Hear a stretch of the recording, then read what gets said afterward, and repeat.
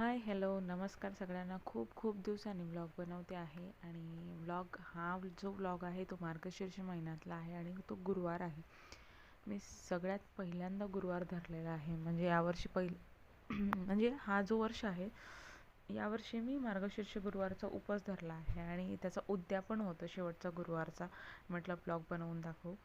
तर सगळ्यात अगोदर तर मी गुरुवारच्या दिवशी साधी सोपी पूजा करते आणि म्हटलं साधी सोपं स्वयंपाक करू जे येईल ते. तर अशा पद्धतीने मी पुरणपोळीची तयारी केली. पुरणपोळीला मी डाळ शिजवून घेते आणि साखर टाकून पातळ होऊ देते आणि लगेच वाटून घेते, जेणेकरून ते पटकन वाटलं जातं.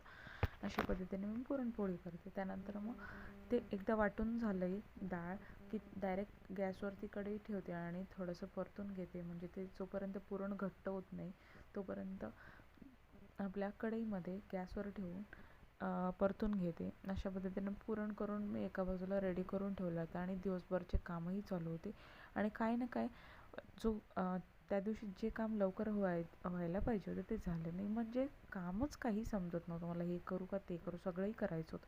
पूजेचीही तयारी करायची होती आणि स्वयंपाकही करणं होतं आणि देवाचे सामान पण घासायचे होते आणि स्वयंपाकाची पण तयारी सगळं एकसाथ झालं होतं आणि घरातले जे रोजचे काम असतात तेही करायचे होते. त्याच्यामुळे काहीच समजत नव्हतं. उलट लवकर जे काम होणार होते तेही उशिरा होत गेले माझे. हे करू का ते करू, ते करू का हे करू, असं चालू होतं. एकदाचं पुरण तर झालं, घरातले कामं पण आवरले. त्यानंतर मी भाजी करायला सुरुवात केली. भाजी म्हणजे जी रसई असते आपली ती रसई केली. म्हणजे आपली मसाली भाजी जी असते तीच केली, फक्त त्यामध्ये मसाला नसतो असं होतं. तर अशा पद्धतीने कांदा वगैरे परतून घेतला आणि एकदाचं कांदा परतून अगोदर मी मसाला रेडी करून घेतला, जेणेकरून लाईट जाणार नाही. कारण कधीही लाईट जाते, त्याच्यामुळे जे वाटणचे कामं असतात ते राहून जातात. तर अगोदर मी ते वाटून ठेवून दिलं. त्यानंतर पूजेचे जे सामान घासायचे होते ते घासायला घेतले आणि ढीगभर भांडीही जमा झाले होते, तेही घासायचे होते. तर म्हटलं पुरणही झालं आणि मसालाही वाटून झाला. त्याचं भांडे घासून घेतले आणि देवाचे भांडे घासायचे राहूनच गेले होते तरीसुद्धा मग हे जे आपले रोजचे भांडे होते ते घासून घेतले. त्यानंतर म्हटलं मसाला कलचवून घेऊ. तर मसाला कलचवायला घेतला आणि साधी भाजी करायला सुरुवात केली आणि एकदाचं परतून घेतलं आणि भाजी कलचवून त्यामध्ये पाणी सोडून आणि ती जी भाजी असते त्यामध्ये डाळ जे शिजवलेले असतात पुरणाचे तेही टाकावं लागतात. त्यालाच रसई म्हणतात. म्हणजे इकडे आल्यानंतरच शिकले मी आणि त्यांना डाळ टाकलेली भाजी खूप आवडते. लावण्याला पण आवडते, त्यांना पण आवडते. असं जेव्हा मी पुरणाची डाळ शिजवली त्याच्यातली डाळ थोडीशी काढून घेतली होती, ते टाकून अशी रसई रेडी केली. एका बाजूला ठेवून दिलं. त्यानंतर देवाचे भांडे सगळे घासून घेतले आणि जे पूजेसाठी लागणार होते पानं वगैरे ते पण जमा केले आणि साधी सोपी रांगोळी काढून घेतली. पटापट छोटीशी बाहेरची रांगोळी आवरली. त्यानंतर घरातली रांगोळी काढली. चौरंगाजवळ साधी सोपी रांगोळी काढून घेतली आणि त्यानंतर जे मांडणीला सुरुवात केली. एकदाची पूजा करून घेतली. त्यानंतर मग नैवेद्य ठेवला आणि नंतर मग उद्यापन पण करून घेतलं. उद्यापन पण करताना मी शूट केलं नाही, कारण की कोणाला आवडतं कोणाला आवडत नाही. त्याच्यामुळे मी साधी पूजा करून घेतली. त्यानंतर जे उद्यापन केलं ते काही मी शूट केला नाही. अशा पद्धतीने मी 5 झाडांचे पानं आणून कलश वगैरे स्थापन केले. या 5 पानांमध्ये होतं डाळिंबाचे पान, आवळ्याचं पान, सीताफळाचं पान, नागवेलीचे पान आणि आंब्याचं पान होतं.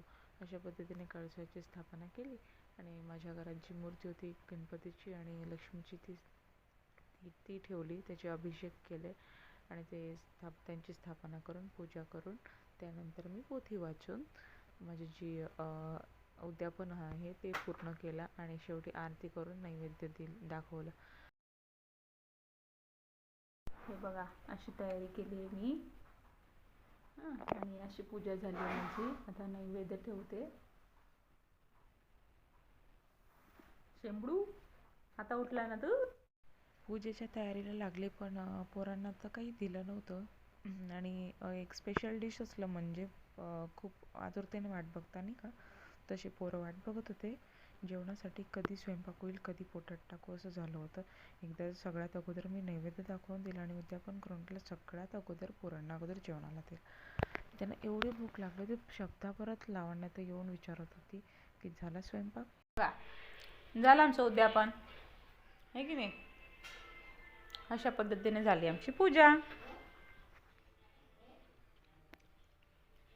आता उद्यापन झाल्यानंतर किती वाजले? 4:30. आणि कडाक्याची भूक लागून गेली आम्हाला, इतकी कडाक्याची भूक की काय सांगा.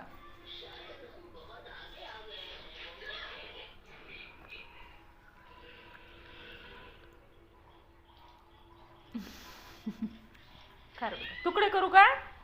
तुकडे करून देऊ? हे असं आहे माझं जेवण.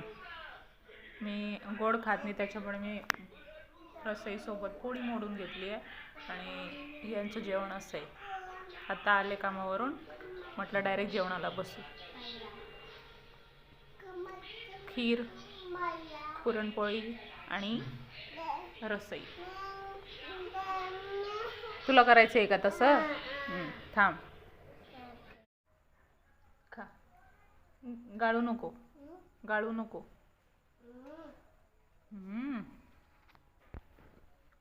चालेल मग या सर्व जेवायला. उपवास आहे, गुरुवार आहे. आता उपवास सोडतोय. तुझं काय होता? माझं गुरुवार, मार्गशीर्ष महिन्याचा गुरुवार. चालेल ठीक आहे, जेवतो मग.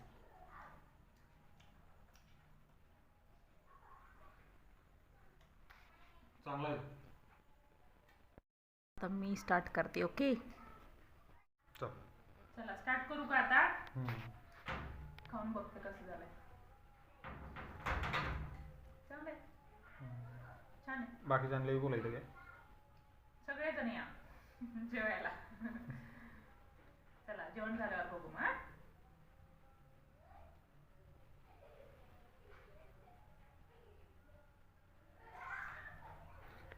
चला मग ठीक आहे सगळे, आता आम्ही जेवायला बसता. या सर्वजण जेवायला.